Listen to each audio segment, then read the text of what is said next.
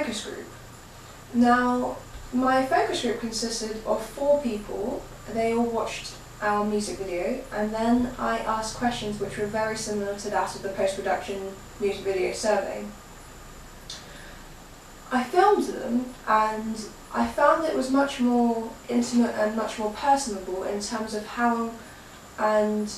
the way in which I was asking questions, and I felt it was much more noticeably useful by extracting audience feedback in that way than the post-production survey, which was written, as well as the social media feedback online. I found it was more useful in terms of the way in which I approached it, because I was able to expand on my questions or ask further questions, and in return they would be expanding and elaborating on their own answers. And they even thought of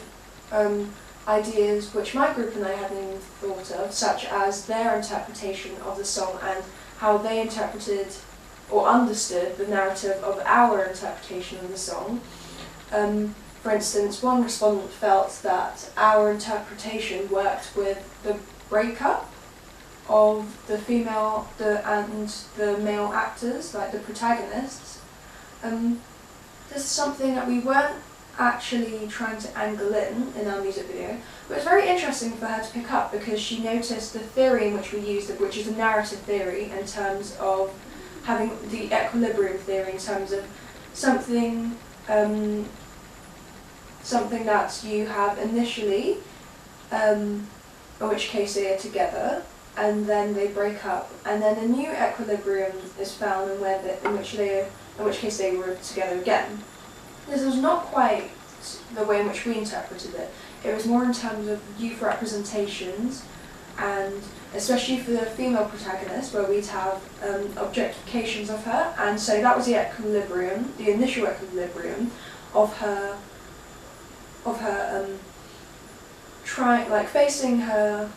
or accepting her fate as a young woman who faces such objectifications. Meanwhile, we had the other male actor who was also equally accepting negative stereotypes of young people, and then this swiftly transitioned into them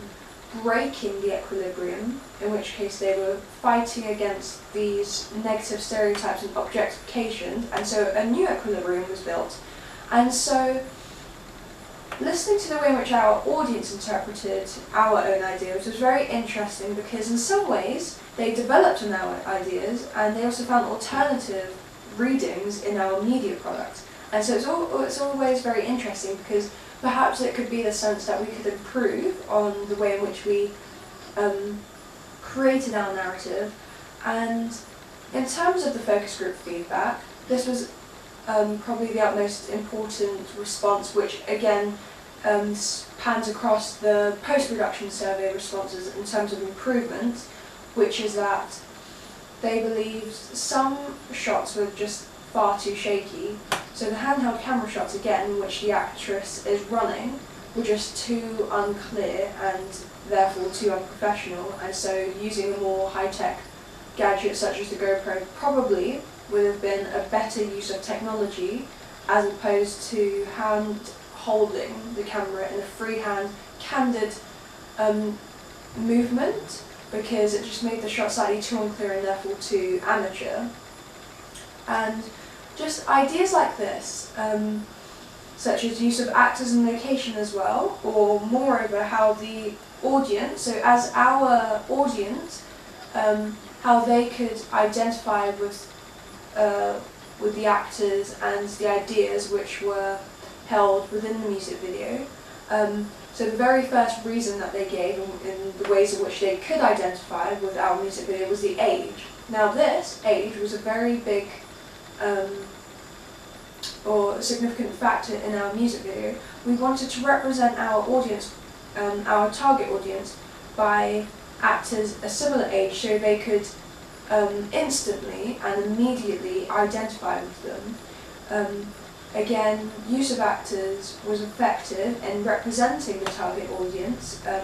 such as young adults, in which they called them cool in terms of their lifestyle and the way they represented a normal teenage life. Hearing these answers back, such as the ways in which they could identify the target audience, very much consolidated our own ideas and representations, because this is the type of identification that we wanted to portray in our music video. I suppose one slightly controversial question would be the negative representations and how accurate or inaccurate they are. Now, the more predominant answer, I would say, is that we are more accurate in terms of our negative representations of youth, especially the aggressive and careless and carefree youth, where they're, especially through the costume as well, they found that it was very much effective in terms of the way we were portraying these negative representations, and through a media language such as mise-en-scène, especially through facial expression, the aggressiveness really seeped through from the negative representations, and so to a very large extent our audience agreed that our negative representations were very much accurate. And so overall, I did find that the focus group was much more useful in terms of extracting information or ideas from our media product that was created, and I found it was much more useful than social media because they could definitely elaborate on their answers through a face-to-face approach. The social media feedback was less useful in the fact that they mostly commented very briefly on what they thought of the music video without elaborating on certain answers or how it could be improved. And I think it's the nature of this Web 2.0 technology and how users nowadays tend to use this technology. And what I mean by that is that it's very much in a convenient way. They only like to watch things for a very short time, comment, and then move on to another topic or another story. And so by posting it on social media, it was effective in terms of gaining audience awareness, but in terms of their feedback, it was very much limited in terms of very monosyllabic answers or less elaborated answers to develop on. Digipack and album advertisement questionnaires. Now, I found this extremely useful in terms of the features they would expect to see. Now, I had already conducted codes and convention research into such media products beforehand, but in order to make my media products more personable and personalised for my target audience, I needed an insight into what my audience would expect to find and what they would prefer. So, for instance, the design of the CD, I wanted certain information in terms of what they preferred or expected to see on the design of the CD. And I received many comments saying that they preferred a more minimalistic and simplistic design of the CD. And so when I compared the media products I have already analysed, such as the script, compared to Coldplay CD, I found that one was conforming to the pop rock conventions of digipacks as very much full of information and condensed on their CD, as opposed to Coldplay, which was very much more simplistic. And so I was sort of torn between the two ideas, and by gaining this audience feedback, it allowed me to sort of consolidate my ideas or my queries and make it personal to them in terms of what they would expect or prefer to see the most. And by this, I realised that they wanted a more simplistic design, and so I went about designing this and creating this layout in a more simplistic way, and I find it's much more effective in this way. Also, the type of image that you would expect to find on a front cover of a digipack, most respondents suggested that they would have an image of the band, and I would agree with them, but it was just these ideas that I just wanted some confirmation on to suggest that they would prefer to see this, and if they were to find this on the digipack, they would be more inclined to buy and consume this product, having had this initial discussion of what they would expect to find. And so by gaining this audience feedback, it allowed me to research and plan my digipack and album advertisement, so I would know what would capture their attention more as my target audience, as well as the wider public as well. And so overall, I found that target audience feedback is incredibly useful in terms of making it much more personal and directly related to the audience. I learned how important it was, especially to improve media products, in terms of having post-production surveys for the media product as well as the ancillary. For instance, in some of my draft layouts of my ancillary tasks, I had comments on my blog saying that the initial design, such as the grey background of my album advertisement, wasn't very effective and it didn't allow the logo of my band to stand out very much. And gaining these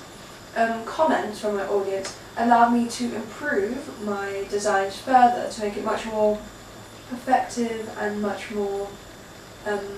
professional looking, and so it would fit to conventions of digipack and album advertisements as well as relate to my own pop rock genre conventions. And it's always very useful to find insights or alternative perspectives to what I've created, again to allow me to improve. And I think the bottom line is that the usefulness of such audience feedback depends on how you are extracting it. So for instance, creating questionnaires on SurveyMonkey would be definitely useful in terms of creating graphs and pie charts and to extract data such as percentages, so I would know what was more prominent for one question to find out which answer or response was more prominent than another, so I'd be more inclined to choose the more popular approach. But also, as I aforementioned, I found that the focus group was actually much more useful than social media as well as the post-production written survey or the paper survey, because it was much more personal, and the face-to-face intimate approach allows for the audience to be able to elaborate on their answers so they can develop on their ideas, which in turn helps me develop my media product and improve my own music video, ancillary tasks and such. And so, yeah, these are all of the ideas that I've come up with in terms of what I've learned in terms of my audience feedback.